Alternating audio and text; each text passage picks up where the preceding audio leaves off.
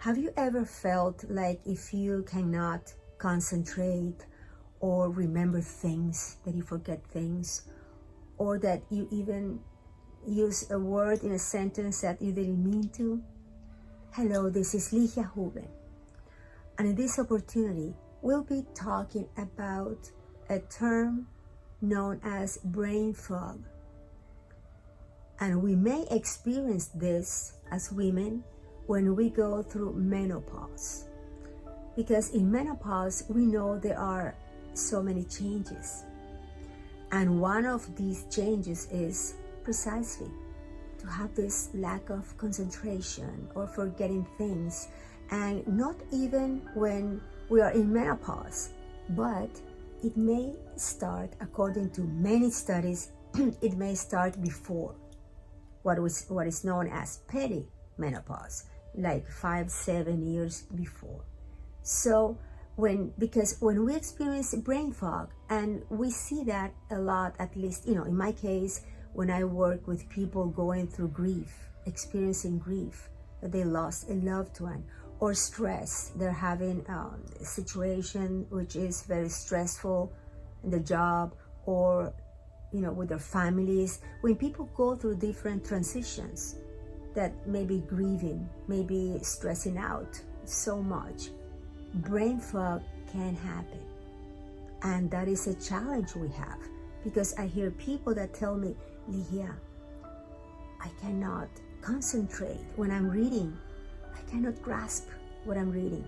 Or when they want to do a project, they don't feel like if they can do it. And that has to do with having that fog. And we even say that. I feel my head is filled up, with a cotton ball, like fog. What do we do about it? There are many things we can do. Well, the first, it's, going back to a woman going through menopause or perimenopause.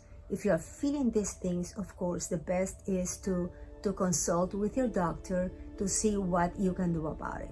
They have different tests, because one of the things with menopause, one of the reasons is because of the drop of estrogen, the hormone estrogen. So it has great, influence on our brain.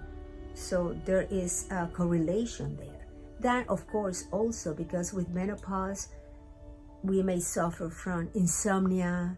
We may suffer also from, different changes with the mood. All those things have to do with, the estrogen drop, and it may contribute to having this sense of having brain fog, okay? So the best always, of course, is to check with your doctor and share, open your heart and share how you feel, not only physically, but when you have these changes, these mental changes that can also make you feel, emotionally disturbed. That is important. Now, what could we do about it? Some of the things, having to do with behavior that we can do based on studies also is, well, meditation. That when we embrace the practice of meditation, it can help us in so many ways. In handling brain fog can also be very, very good for that. Also, to do some aerobic exercise. Also, again, remember, when we do exercise, it's always a good idea to check with our doctor that it is okay. Always check with that, okay? Now, what about having a good way of eating, our nutrition? It's been said that the Mediterranean diet is great, for so many things, to make us feel better. So that is also something that you may want to discuss with your doctor.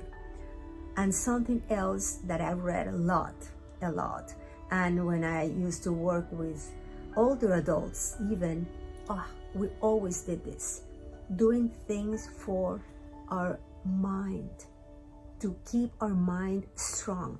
Because remember, our mind is like a muscle. We want to have, strong biceps. We go to the gym to do some weights, right? Well, the same with our mind. So go there, doing some crosswords, puzzles, doing some of those apps that you can have on your iPhone, that there are so many. So that can also help us to keep our mind sharp and help us also with brain fog. Because always remember, despite of any transition you may be facing at this moment, always remember to take care of yourself. And taking care of ourselves have to do with taking care physically, emotionally, mentally, socially also, and spiritually. I send you a hug and I wish you a beautiful day.